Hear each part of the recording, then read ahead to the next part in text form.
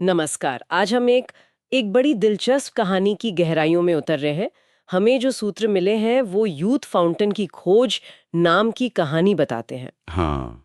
इसमें ल्यूक नाम का एक लड़का है जो एक पेंटिंग चोरी करके भाग रहा है और तभी उसकी मुलाकात एस्मे नाम की एक लड़की से होती है जो थोड़ी रहस्यमयी है। हम्म। लेकिन ये सिर्फ चोरी वोरी की कहानी नहीं है ना।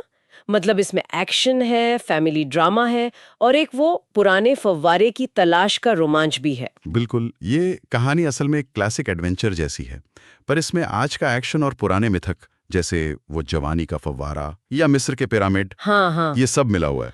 और कहानी का जो मुख्य संघर्ष है वो फव्वारे को खोजने वालों और उसे छिपाने की कोशिश करने वालों के बीच है।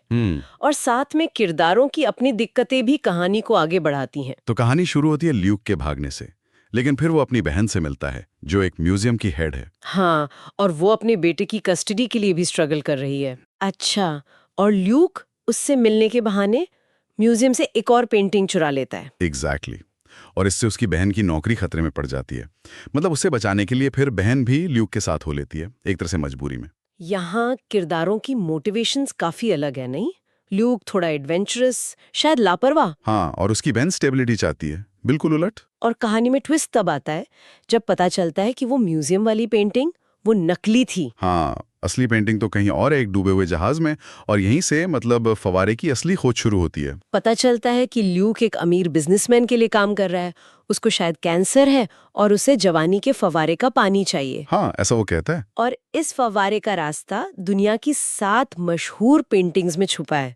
तो उन्हें आखिरी पेंटिंग उस डूबे हुए जहाज से मिलती है। और वहां फिर से एस्मे और उसकी टीम सामने आ जाती है। ये आर्टवर्क में छुपे राज वाला आइडिया हमेशा से बड़ा दिलचस्प लगता है। बिल्कुल, जैसे कोई ऐतिहासिक पहेली सुलझा रहे हो। पर कहानी यहाँ एक सवाल भी उठाती है, क्या कुछ खोजें ना की जाएं तो बेहतर है? जैसे ल्यूक के पिता के साथ हुआ, वो फव्वारा खोज नहीं पाए थे। शायद कोई वजह रही हो।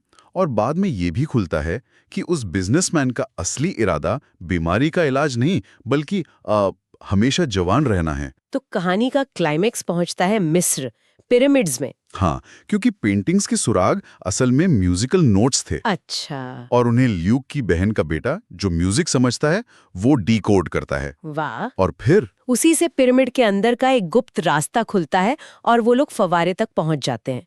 लेकिन वो फव्वारा एक परीक्षा लेता है। परीक्षा? कैसी परीक्षा? वो फव्वारा सिर्फ जवानी नहीं देता, वो पीने वाले के सबसे प्यारे इंसान की कीमत मांगता है। मतलब उन्हें बूढ़ा करके मार देता है। ओह, तो ल्यूक का क्या होता है? जब ल्यूक पीने लगता है तो उसे दिखता है कि अगर उसने पिया तो उसकी बहन और भांजा बूढ़े होकर मर जाएंगे। वो रुक जाता है, वो अपने परिवार को चुनता है। तो मतलब उसने परीक्षा पास कर ली। हाँ, उसने निस्वार्थता दिखाई। तो उसे अमरता नहीं मिलती, बल्कि हीलिंग पावर्स मिलती हैं। लेकिन वो बिजनेसमैन, जो खुद से सबसे ज्यादा प्यार करता था, सही, वो फेल हो जाता है और पानी पीते ही तेजी से बूढ़ा होकर मरने लगता है। और एस्मे, उसका क्या रोल था? एस्मे असल में प्रोटेक्टर ऑफ पाथ समूह की सदस्य है। वो फव्वारे की रक्षक है। वो आखिर में एक खास चाबी से फव्वारे को बंद कर देती है। तो अंत में ल्यूक को अपने परिवार की अहमियत समझ आती है। वो माफी मांगता है। हाँ, और उसे शायद ये भी समझ आता है कि उसके पिता ने ऐसी खोजों को दुनिया से क्यों छुपाया होगा। कहानी एक नए एडवेंचर की गुंजाइश के साथ खत्म होती है। ये कहानी जवानी के फव्वारे के मिथक का इस्तेमाल सिर्फ रोमांच के लिए नहीं करती।